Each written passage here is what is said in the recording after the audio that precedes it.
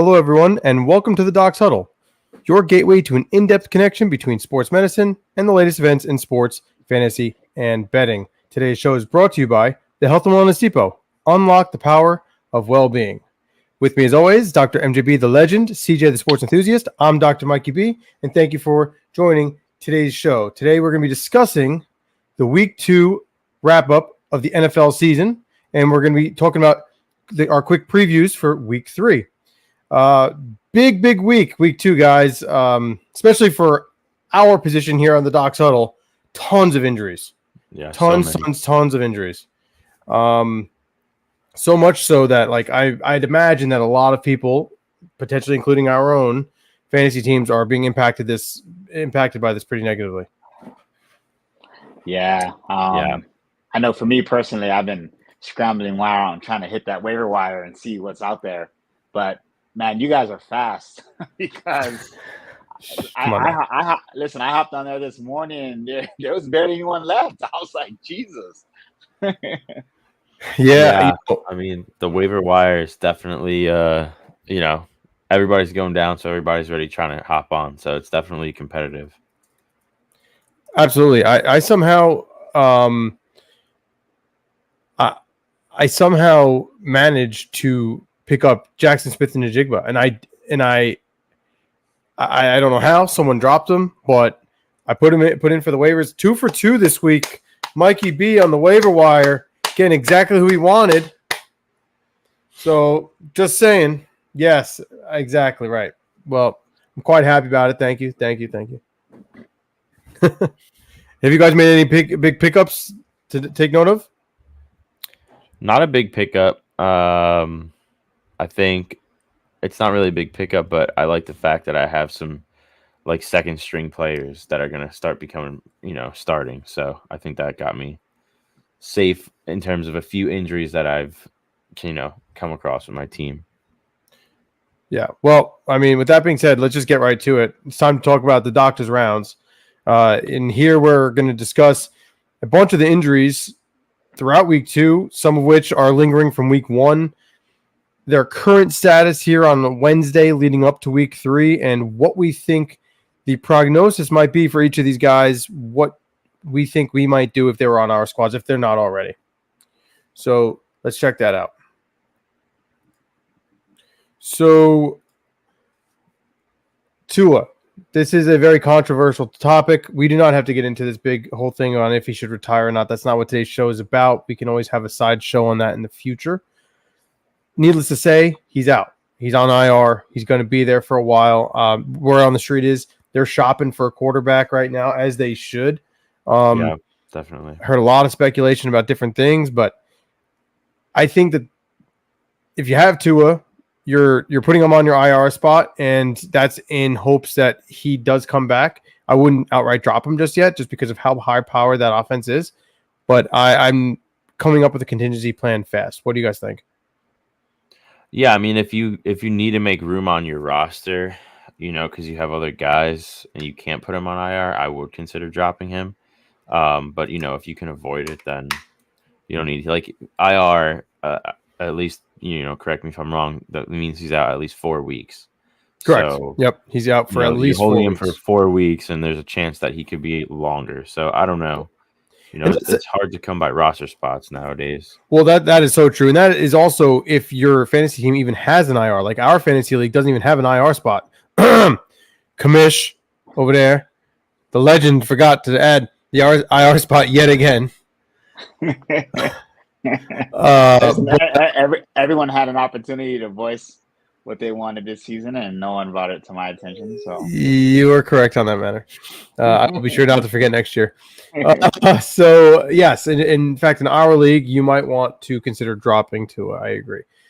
And I think that this also has impacts on Tyreek and Tua's production. I think that this is something we're going into next week.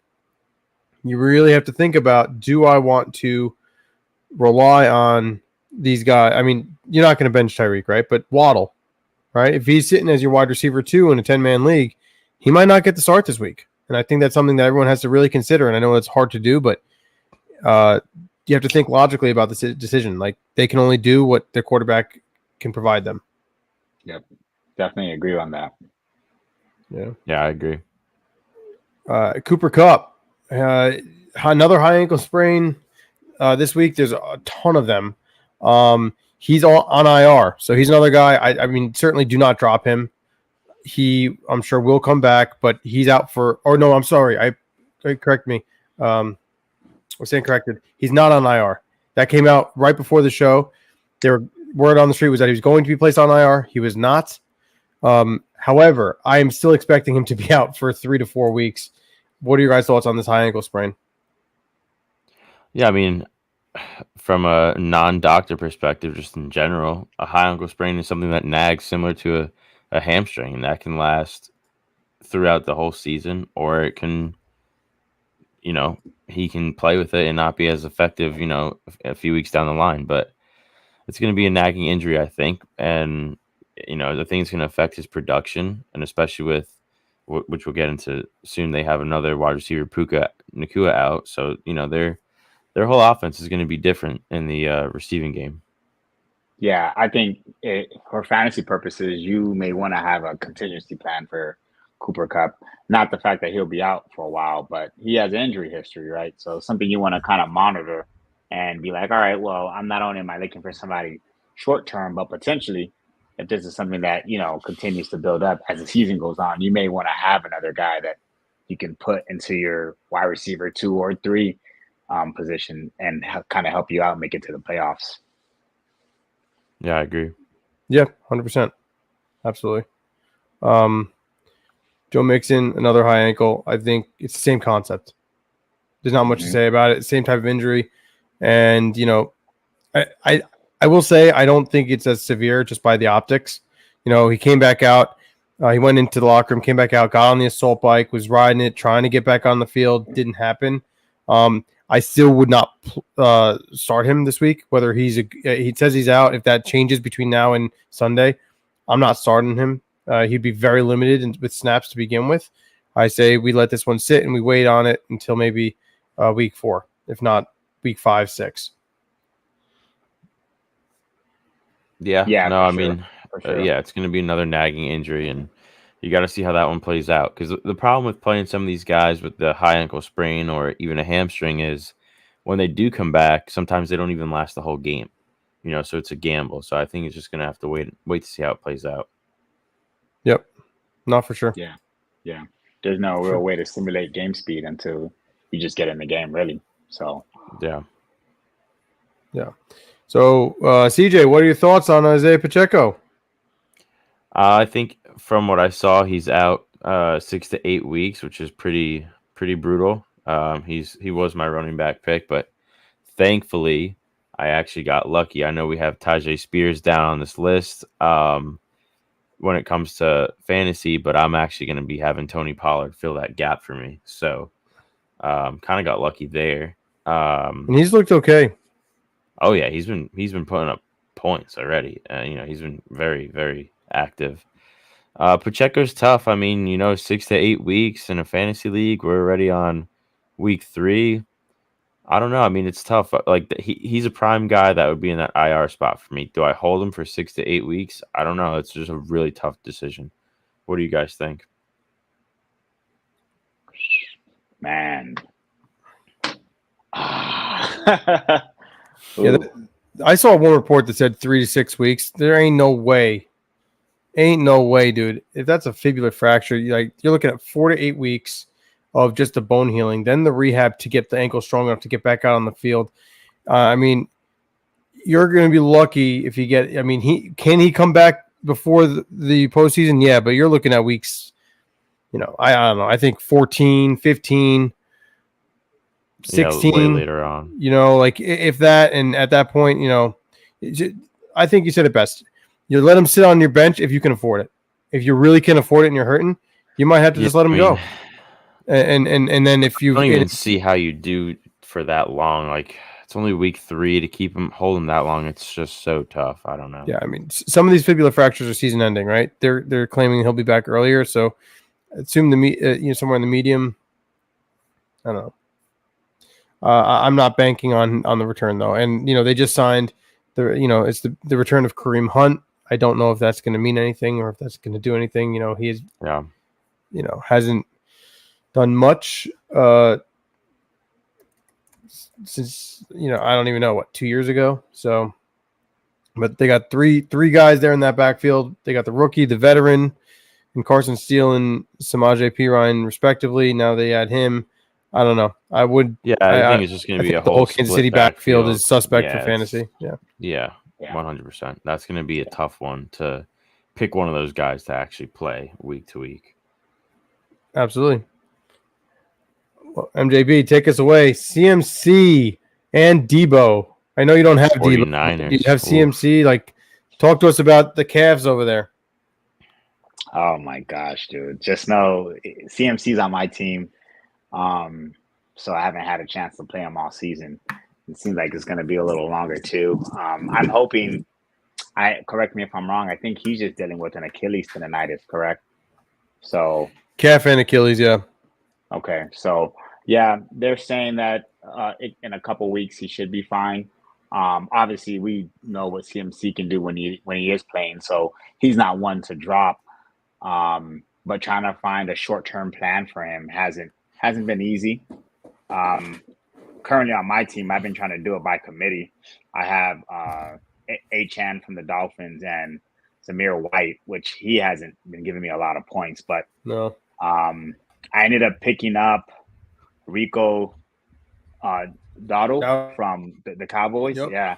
And hoping he gives me something with, I know he's splitting carries with Zeke, but just trying to hold off and until CMC come back, because honestly, when he comes back, if you can hold out and manage to get some wins with him on your bench, he can propel you and get you closer to a higher seeding in your fantasy team if you have him.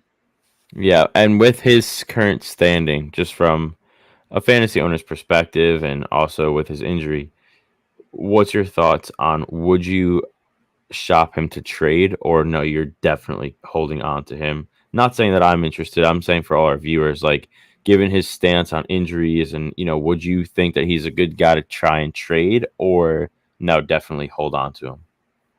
I think it depends on your team. If you don't have a plan at running back and like he was your all and there's a huge drop off to your second running back, I think it makes sense to at least explore that idea.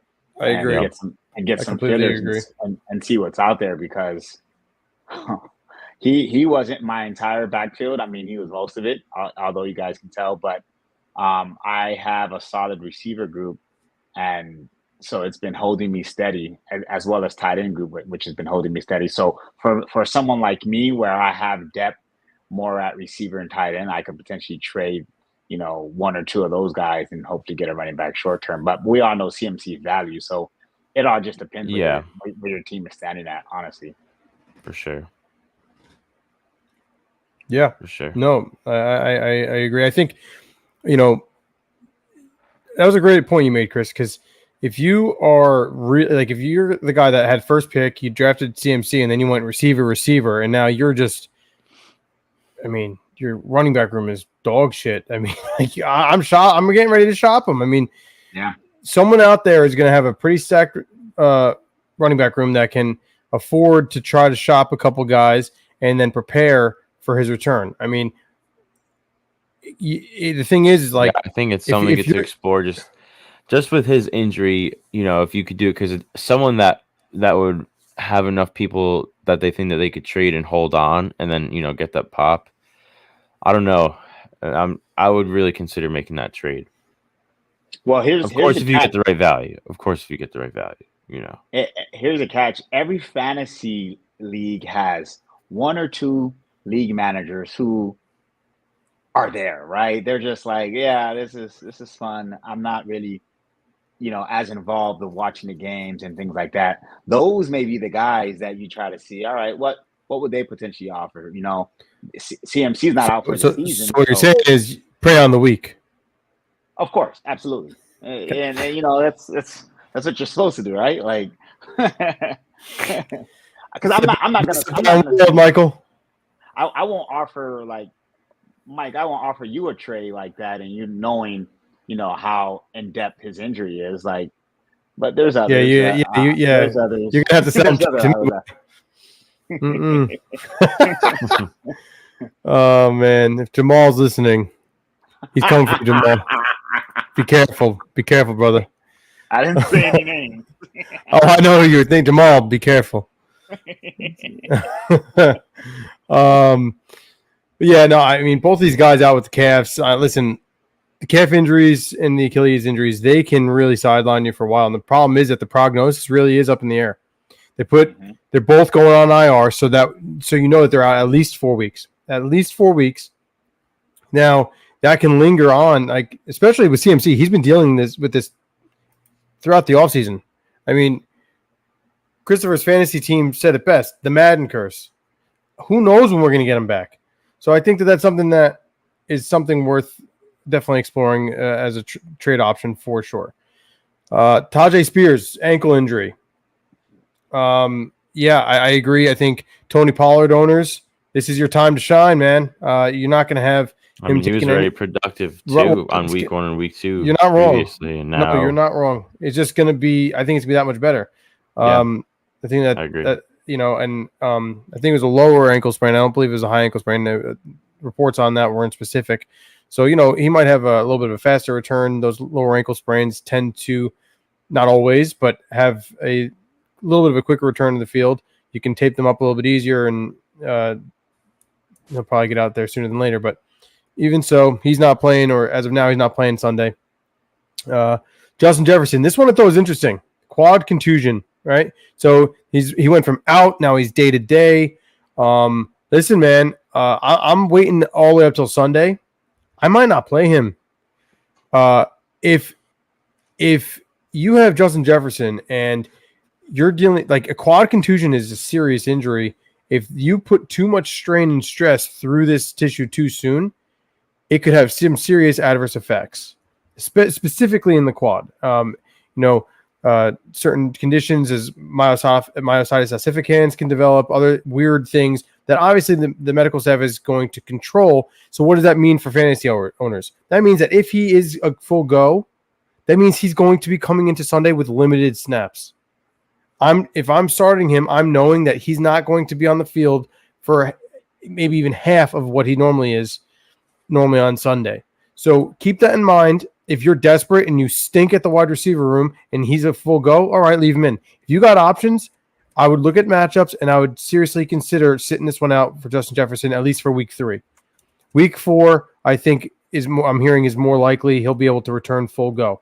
So just something to consider. What are your thoughts on that with the contusion, Mike? Yeah, I think you're right.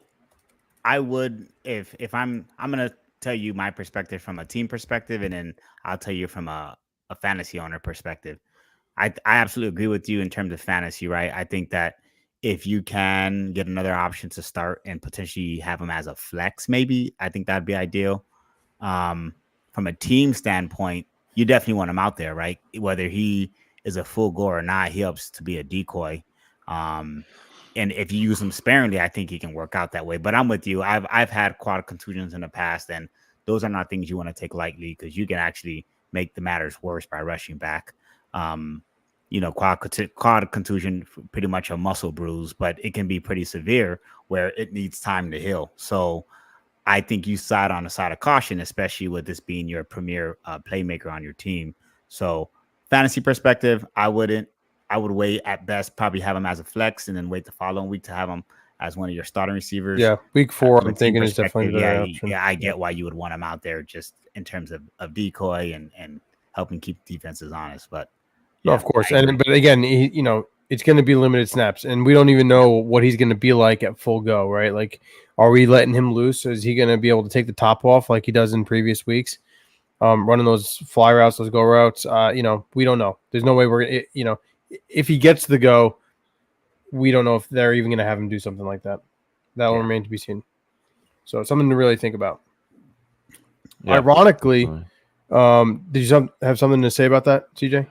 No, I was going to say, though, I think you're going to get to Amon-Ra St. Brown, and I think it's somewhat similar. That's exactly what I was going to say. Ironically, so Amon-Ra St. Brown, same type of injury. However, from what I've read, it's considerably less significant, less severe. I'm hearing that they're expecting him to be a full go. He's been limited based off of just precautionary measures because of what we discussed. So he's limited in repetition and volume throughout the week. He did not return into the game from what I've read on the last game. So my thoughts are full go.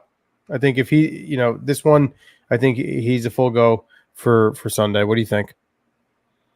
Yeah, I mean, I think you just need to monitor it as you get closer to Sunday in general. But as of now, yeah, it sounds like he's going to be a full go.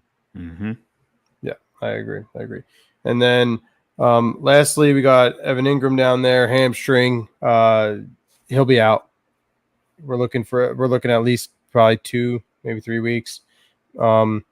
These hamstring injuries, especially this is a tight end that opens up and will take off, right? Very threatening down the seam. He is a tight end that can take the top off with 4.4 speed. I mean, where he has his success is being able to open up. Can't do that without a hamstring firing at full cylinder. So I'd say look for a backup for this week and likely next week, if not the week after that as well. Yeah. As a guy who's suffered plenty of hamstring injuries, I concur. Yeah. Oh, Yeah. absolutely. So that's definite. So we got more here. Same concept with AJ Brown. I don't believe he'll be playing next week as well. If so, it'll be very limited snaps. But from what I've read as of now, he's out. Same concept. He's going to probably need at least another week or two. So Devontae Smith, he's their guy. Devontae Smith owners, just get ready to really enjoy this time. And there's a bunch of different wideouts out there that we can find to fill in the gaps. I mean, there's a lot on this injury list, but he's not your guy. Yeah, I agree. I think that, in the next one on the list here with Puka Nacua being out, we know he's out, as well as mentioned earlier with Cooper Kupp. It'll be interesting to see who becomes more of a playmaker for the Rams offense in terms of fantasy. Yeah, absolutely. And I'll get back to that when we get to our roster triage. Little side note on that, on some guys that he's one that might be worth looking into, especially for your 12 and 14 man leagues. But I'll get to that in a little bit. Absolutely. Yeah. T. Higgins, another hamstring. We know the deal. MJB, let's hear your thoughts on Jordan Love, MCL. Man, just to tell you, I have Jordan Love, CMC, T. Higgins. My team is, I don't know what's going on, man. I just need these guys to sit out for week 3 and 4 for when I play, but proceed. Man, I thought I hit a home run getting these guys, and they're some of my top picks. I was like, what is going on? Yeah, T. Higgins hamstring issue, so I Sounds think like you need to trade CMC to me. Yeah, T. Higgins. Yeah,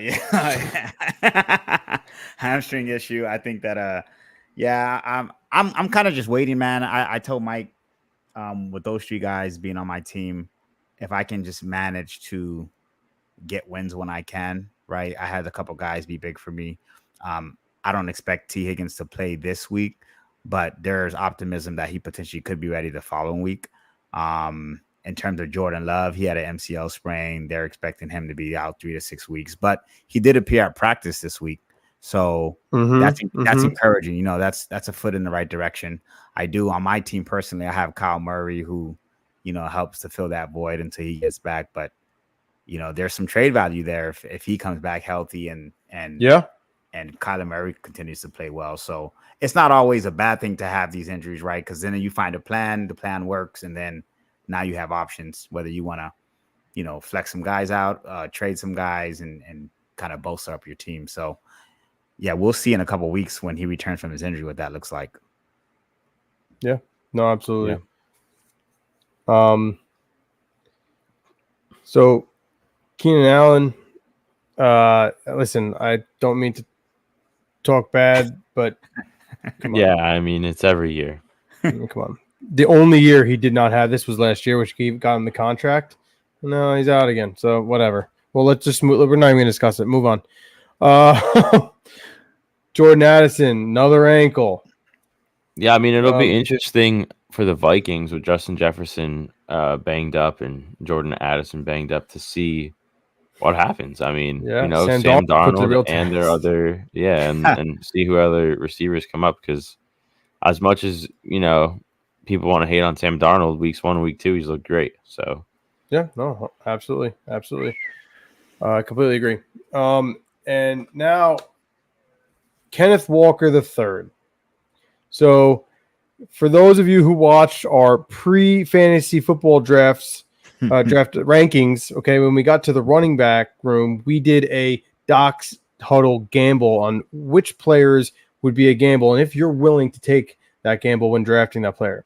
Kenneth Walker III was one of the top guys on that list. So we're just going to review a flashback to the last time we discussed our discussion on Kenneth Walker III. 2022, inguinal groin injury and sports hernia requiring a procedure. 2023, another inguinal groin injury, followed by just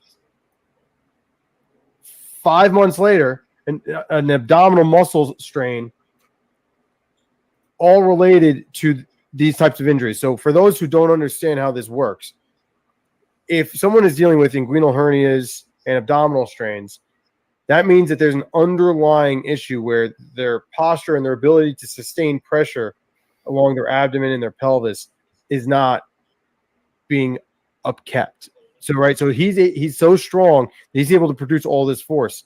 That does not mean that he's very stable through the rib cage and the pelvis, and as a result, this repetitive strain continues to occur. So when I'm seeing this, I'm saying to myself, whoever his medical team is has not fixed this in 2022 or 2023. So going into 2024, I have no faith that he's going to get through 17 games without something coming up where he deals with a hamstring injury, which he's had in college, an abdominal injury, a groin injury, or an inguinal hernia type thing. They're all going to be related based off of the same cause. So for me, if I'm taking Kenneth Walker, I'm saying, okay, I'm taking Kenneth Walker in hopes that I got him for 11 games. I know he's missing games. And with that being said, sure enough. yeah, I mean, you called it, and it's pretty interesting to see how the injuries and the reoccurrence and kind of the ripple effect is gonna, cause. 2 games, guys. He played 2 games in 2024 and already has another oblique injury. I mean, the writing was on the wall, right? I mean, for those of us who understand the science, it's almost like, are you kidding me? Like, so clearly he needs to go somewhere, outsource his medical, change it from whatever he's doing, because some serious changes need to be made if he wants to continue to play in the NFL at the level he's playing, because it's just never going to occur if he continues on this path that he's doing, because what he's been trying to do is not working. So fantasy owners, if you're watching this show, Kenneth Walker III, when he comes back and he's healthy, you shop him. This is a guy that you can get for a lot to other fantasy owners that don't know better, and he may very well go out again with what I just said, another oblique injury, a groin injury, a hernia, hamstring, one of those 4. If this happens so early in the season, he's going to rehab it, come back mid-season, and then boosh, might hurt it again 3 weeks later. So try to get a bang for your buck if you can by trading him. He's a good trade option, in my opinion. What are you guys' thoughts on that? Yeah. I mean, he's another one that can give you a good return. So, I mean, I'm definitely opening to shopping him, especially if you think he's going to be, more injury prone as the season continues. Mm-hmm. I would give him a game or 2 when he returns, just so you have more leverage there. And then once he pops, you pop him and you trade him. Yes, strategy. Mike's all about, putting that bait out there, let it sit and eat. No, I hear you. So anyway, that's my thoughts on Kenneth Walker III. I said it in our previous show. I'm a huge fan. Guy is an unbelievable talent coming out of Michigan State. He just needs better medical. Otherwise, he's never going to stay on the field. And that's just the facts. Yeah, I agree. And then lastly, Mr. Unlimited. Russell Wilson out there in the Yinzer town of Pittsburgh.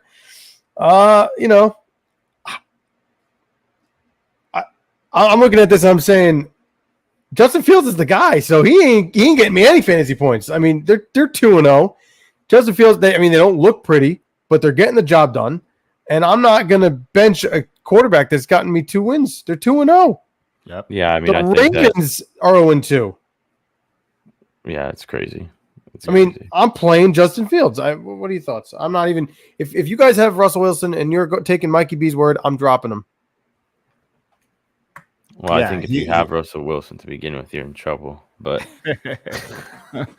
but yeah, Yeah, no, and I no, like Russell Wilson, but it's just for a fantasy perspective with the Steelers. I mean, yeah, it's not gonna happen. Mike Tomlin doesn't have anything to lose, and he's experienced enough to know that you're gonna ride the hot hand until otherwise, and you're winning. So you're not gonna replace that with Russell Wilson when he gets back. So there's not a lot of value there. Yeah, Completely agree. absolutely. I completely agree. So that wraps up our doctor's rounds as we reviewed every one of the notable injuries for your fantasy teams. If we didn't touch on anyone, please leave a comment and we'll be more than happy to get back to you and give you our thoughts on that particular player going into week 3. That brings us to our roster triage. So with the roster triage, we're going to be discussing guys that we might want to sit or that are injured, leave them out, and who we think might be a valuable replacement. Before we even get to some of the ones that we have listed here, we brought up a good point before on the Puka Nacua and the Cooper Kupp injuries. One guy that I think is not getting enough love, and I'm going to regret this because the 2 of you are in my fantasy league, and I know one of you, Shysters, is going to go snag him right up, is Jordan Whittington, rookie out of Texas, wide receiver. Okay, he's going to come in there, and I'm telling you, he had a great – I watched a lot of – don't ask me why. I watched a lot of good Rams preseason. The guy can ball, all right? He can ball. He was catching a lot of balls for Stafford and for the second and third strings. So he played with the 1s, 2s, and 3s. I think that he's a guy that, especially in a 10-man league, maybe not, right? Because it's a little bit – there's a lot more – depth, I guess, valuable depth in a 10-man league than when things start getting really thin. This is a guy for those 12-man leagues, those 14-man leagues, definitely worth looking at. Duly noted. Yep. I know he's writing it down. We're going to revisit this next week. We're going to discuss and other guys, but we'll see how it plays out. Yeah, no, and those guys are good too. Tutu Atwell, right? But this guy, give him a couple weeks. I'm telling you, he might be the guy to look at. But that being said, Pacheco, he's gone. Now, I know that he's an RB1 for most people. Rearrange your fantasy lineup.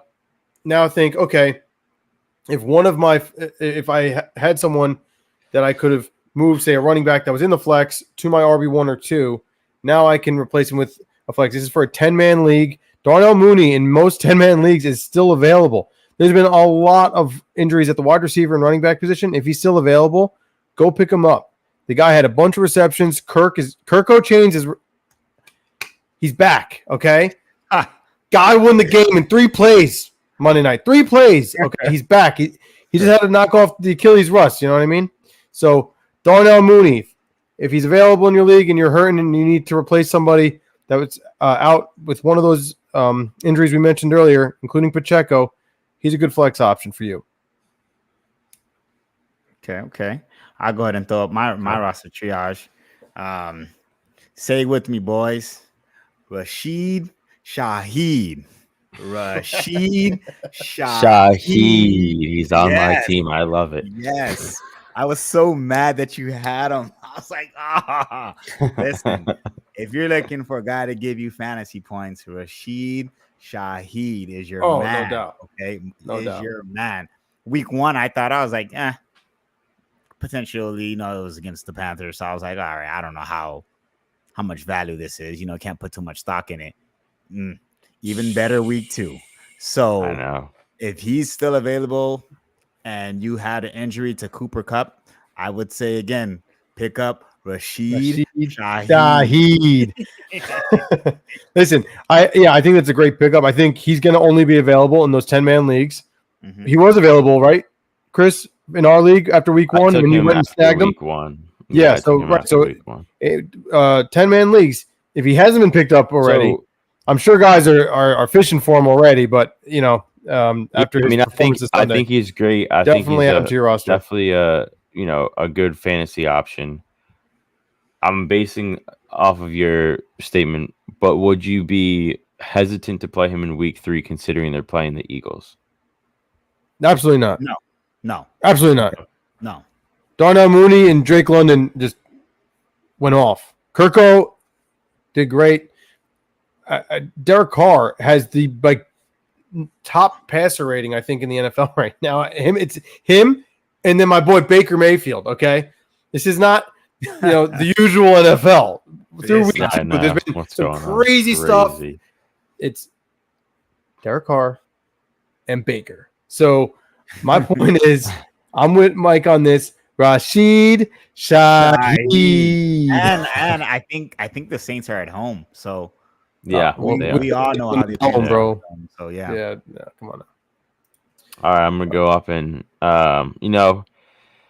this is not really. I'm not expecting a fantasy outcome here with Andy Dalton. It's more of a conversation of I know Mike's a Panthers fan, so what is your take on them benching Bryce Young? This is big, bro. This is big. I try not to take too much time, so no, because there's a lot to unpack. Yeah, and wrapped up in a minute. What do we got? I keep it simple. So I've gotten people's opinions who don't watch the Panthers, and that's cute. But for someone who's actually a Panthers fan, I watch all the games, I see all the plays, and it was a move that was necessary and that had to happen. Last year during Bryce rookie season, there's a lot that went on, right? Coaching staff changes, poor O-line play, not enough weapons to throw to. All those were valid. And hell, you could even say leading up into this year, right? Not giving him enough playing time during the preseason is probably what stunted his growth early on in this season. But from the 2 games that I watched him play, the O-line protection has been solid. We've been able to run the ball. Bryce is just not making plays. Not sure if he's in his own head or what's going on there. He's just not making He's seeing plays. ghosts. Yeah, he's not making plays. Pro Football Focus had the Panthers pass pro by their offensive line ranked 5th in the league. Yeah. Now, then I'm missing something because I don't sit down and watch every game, but I'm on the opposite end of it. I see the highlights and other plays. I don't watch a full Panthers game, right? I'm trying to watch every other game all at the same time. What I have seen is him running for his life a lot of the time. It's him holding the ball and not know how to get rid of it, bro. That's what it is. There's definitely been plays where I agree where I've been like, all right, he held the ball way too long. I don't disagree on that. There are definitely plays he dish it out earlier, but there are some plays where I feel like he is running for his life too. So maybe it's just a balance. No, and Chris, like I said, prior to these 2 games, I would absolutely agree with you, but you can't, when you're not moving the ball the entire game and teams just decide to start blitzing because you're not doing anything. Yeah, O-line can only do so much. Yeah. We didn't even competitive. Yeah, we didn't have a pass past 10 yards. Like DBs were coming closer to the line of scrimmage. Well, his attempts, his average attempt is like 5.6 yards. Yeah, they started blitzing. The running game was working, but at some point, if that's all we're gonna do, they're gonna blitz. So I don't think when you saw the Panthers or Bryce Young being under duress had a direct correlation to his O-line. I think at this point, the team just knew that we were just going to run the ball. So they just stacked the ball. And at that point, you're just sending more people than we can block. And so, yeah, these first 2 games, man, I can't say it's anybody else. I think coaching has a lot to do with it because, again, I don't think that they prepared him enough to start off the season, right? Only letting him play 1 series against the Bills. But according to all the metrics, man, he's not looked great. I seen him miss on screen passes, screens to running back. Yeah, bubble the plays, and bubble screens are something that just can't happen. I mean, that's a bang bang play. You take the snap, you turn, you throw the ball. I mean, that's a timing thing that you don't even have to read the defense. You don't have to worry about pressure. You turn and throw. I mean, I've seen guys like Daniel Jones miss on those too, and it drives me crazy. You just can't miss on the. You just can't miss. Yeah. I don't think it's the be all for Bryce, right? I think he could still be a good quarterback. I think he just needs some time to develop, and there's nothing wrong with that. You know, there's nothing wrong. With that being said, I heard via the Pat McAfee show that word on the street is there's been some discussion that if Andy Dalton plays well, Bryce is done. Adam Schefter came on and believes he's already done in Carolina, and he will not be seeing the field again as a Panther, which is wild after 1 year. Which just listen. The Miami Dolphins might have interest in trading for Bryce Young. Getting there. I mean, the head coach literally said that they're not interested in trading him, and that they think that he could still be their franchise quarterback. Yeah, the same thing about Odell Beckham and traded him a week later. So the price is right. You know, the price is right. I just think it's interesting. I just think it's interesting. But listen, that brings us to our prescribed parlay, right? So the prescribed parlay is going to be something that's based on this past discussion, something that I think might have people thinking we're crazy, but just listen. We're taking the Panthers at the spread at +5. Why? Because history says that anytime there is a major coaching change or quarterback change, that team is to cover the spread the majority of the time. This is not something that's going to last long, but it's normally the game after, maybe two. So this is your time to hop on the Panthers. We're not saying they're going to win, but I believe that they're going to cover at +5 this week. Okay, yeah. So you're still going to lose, MJB. Just you're going to cover. Okay. The Bucks money line. Bucks are hot right now. I'm sticking with them. I think Bucks money line, and then Amari Cooper receptions. Listen, they're playing the New York Giants. There's been a lot of talk about the New York Giants defense, and there's been a lot of conversation that a lot of these draft picks, and this is every team, right? You draft for what schemes you want to run, so that way you can run these schemes efficiently. We had Wink Martindale, who ran a lot of press man at the defensive back at the cornerback position. He's no longer with the team. Now he plays Shane Bowen, who runs a lot of cover 2 shell. He runs a lot of zone. Okay, that's a problem if you draft a lot of guys that are better at man but can't play zone. And the discussion is, well, Deonte Banks is great at both. He was our first round draft pick. We know I'm a Giants fan. Chris, Giants fan. He's a Giants first round pick last year, not this year with Neighbors, but previous year. And he played pretty well last year. He's playing a lot more zone this year. Has not been able to lock up like he did. He has not been on those. He's not been clamps. Okay. I think Amari Cooper has been super slow out the gate. I think he's over. The over is 4.5. I think he's going to go over 4.5 receptions this Sunday against the Giants. What are you guys' thoughts? Yeah, I mean, the Panthers are the only one that scares me a little bit right there, because you're saying go with history, brother. But you know, go with history. Andy Dalton could flop real quick, so it's a 50-50 toss-up right there. Listen, I'm not asking the Panthers to win. I'm just asking them not to lose by more than 5, bro. I mean, listen, the Raiders are coming in hot. They just beat the Ravens, but I don't think that it's going to be the blowout. This is a trap game. Oh, Raiders just blew out the Ravens. They're coming in. They're going to crush the Panthers. I'm not expecting a blowout. I think that the Panthers are going to play them competitively with this. They may not pull it out, but at +5, I think it's worth taking that bet. I just love getting the love. You know, we not too many shows talk about the Panthers, so yeah, this might be the last one for all we know. So, oh my God, news is news. That's it, right? We don't dictate the news, Mike. This is what it is. So that wraps up our prescription parlay for this week. And lastly, we have our 2-minute drill. So Dr. MJB will be on the clock again at this moment. Once we're ready, we're going to start the clock. Mike is going to tell us his predictions for each winner or loser for each game of the week. And with whatever time remaining in this 2-minute drill, CJ and I will give our feedback. Don't start the clock just yet. No problem. It's going to be a little different this time. I didn't even look at the schedule beforehand. Last week we did, and I felt like, you know what, it'll be a lot more fun to just do it on the spot and just kind of figure out what I want to do at the moment. So I like that. I like that. You know what happened last week. You know what's going on. I think it'll be a lot more fun this way because you have a better shot at making a bad decision, and we can roast you. So exactly. So you say when you're ready, and I will start the clock. And go.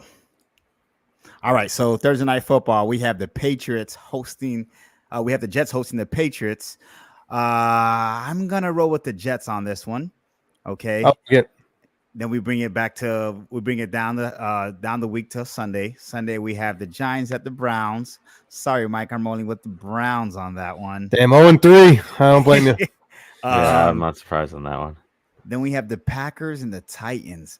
That's a tough game. Is it? Yeah, That's a very tough game. I'm not sold on Malik Willis. Me neither. But overall, I think the Packers do enough to get that win. Okay. I like their coaching staff a lot.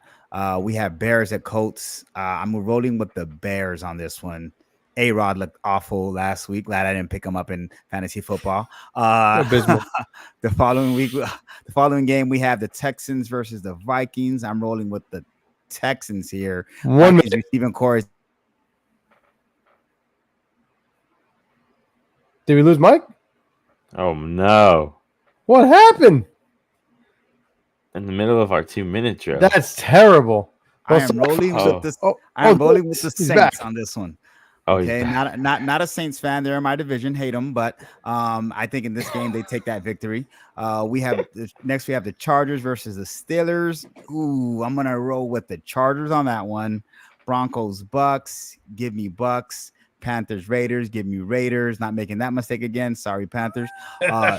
Dolphins, Seahawks. Ooh, 20 seconds. Let's roll Seahawks. Okay, so we have Seahawks. I'll go Seahawks. Ravens, 49ers, Lions, Chiefs, Bills, okay, and Bengals. All right, with 2 minutes to spare. Well done, brother. All right, I'm gonna call you out on the Dolphins Seahawks game. I know Tua is down. I know they got quarterback trouble. They're gonna figure it out, and they're gonna beat the Seahawks. Wow. In Seattle, that's bold. Right.